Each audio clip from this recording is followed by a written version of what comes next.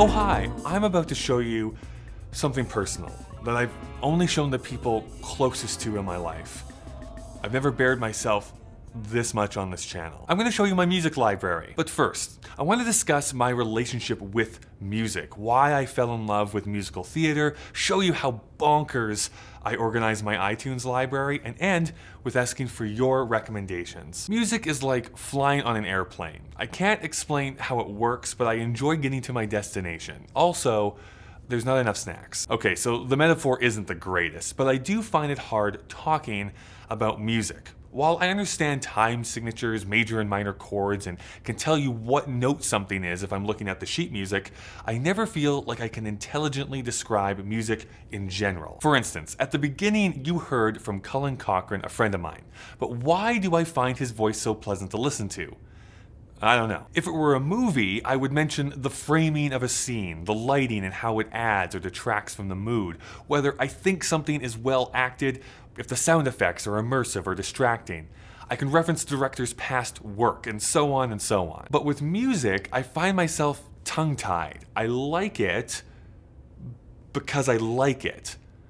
I've never been one to enjoy surface level conversations, and I wish I could effectively communicate what I like and dislike. This spans many different genres. I enjoy things from blues to pop to country to orchestral to punk and everything in between.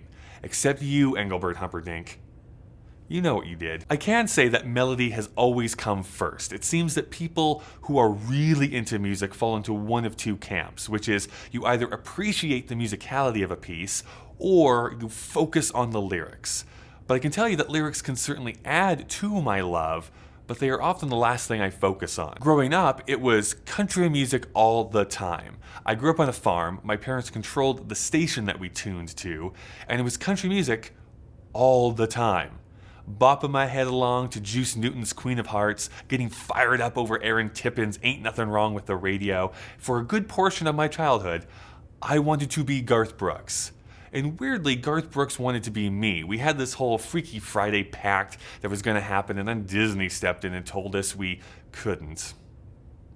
Anyway, where was I? Oh right, because of how controlled the radio was, I wasn't really listening to the pop or rock music of the late 80s and early 90s. The only exceptions were what appeared on commercials, or whoever the musical guest on David Letterman was when I would sneak out of my bed after I made sure my parents wouldn't notice. There was, of course, Weird Al, who I still have a fondness for, but I've now turned into one of those overbearing snobs who will lean over and let you know that Weird Al's parodies are fine, but it's his originals that are the true gems, which, I mean, is true, but Kyle's a real jerk about it. Don't tell him I told you that though. I was in grade 5 where my world was changed. The community theater in my small town was putting on a show.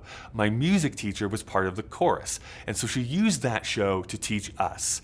That show was Equus. Sorry, no, that's wrong. It was Joseph and the Technicolor Dreamcoat. Oh my goodness, I loved it. Some switch flipped on in my mind and it was all I could think about. The melodies, the musical phrases that would be used in one song and then would be used again in another, and just the quality of singing.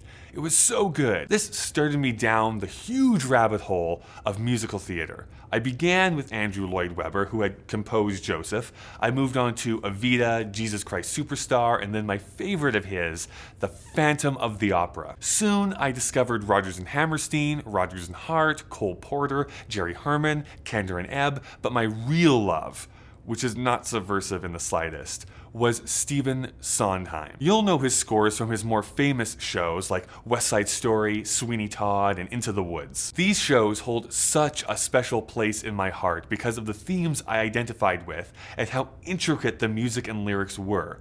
I loved those shows I already mentioned from Sondheim, but as I grew older, I also became enamored with Sunday in the Park with George, Gypsy, Follies, Assassins, and Passion.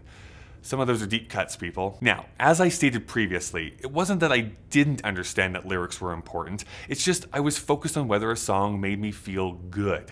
But then I started to see that songs didn't have to make me feel good. They could make me angry, sad, or even constipated.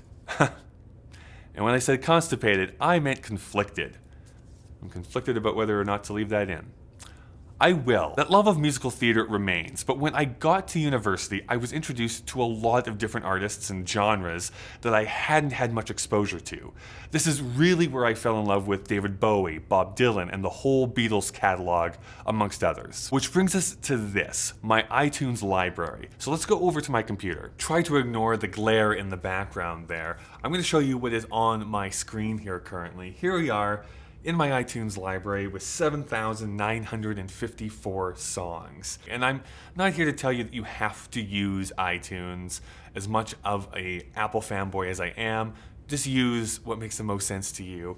One of the reasons why I don't want to move to another music organizer is because of all of the work that I have done in my library. Just as an example, I want to show to you the power of something called Get Info. Is if I do a right click on that song, of course the little dialog box opens up, this option called Song Info appears here on my screen. Depending on what software you have, what operating system you have on your computer, this will sometimes say Get Info. It was only very recently where they changed this to say Song Info. It gives me a bunch of different options. For instance, the name of the song, if it was mistyped, the artist name, what the album is called.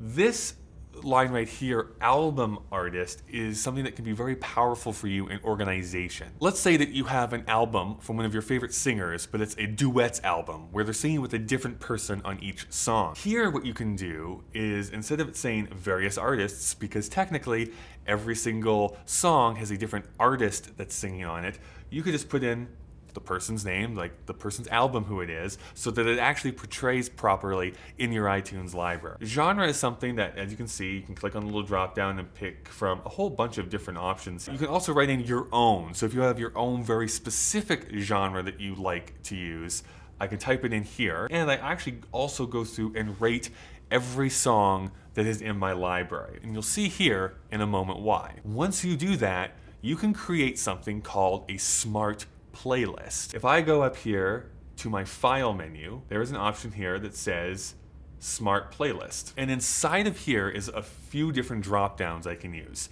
It defaults to artist, but if I click on there, you can see you can pick from a specific album, a specific rating, a specific genre, and etc. The second drop down allows me to say, do I want to contain a certain phrase, or do I want to say, I want everybody except for this person? And you can even notice over here, over on the right hand side, a little plus button that you can click on to actually further go through it. So for instance, you could say, I want all of the music from Elton John, but only the music that he released in the 1970s.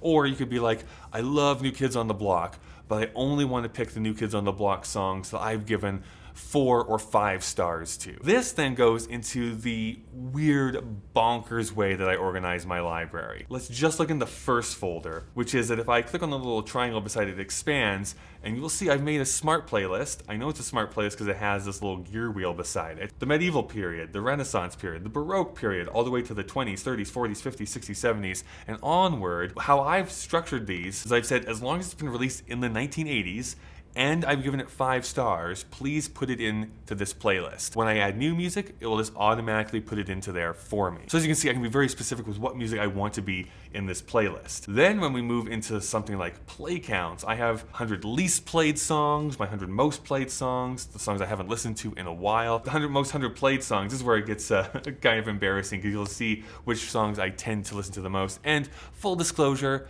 okay, I had a One Direction phase for a while, which is why What Makes You Beautiful is sitting at the number 2 slot there currently. So, iTunes is a very powerful tool that you can use.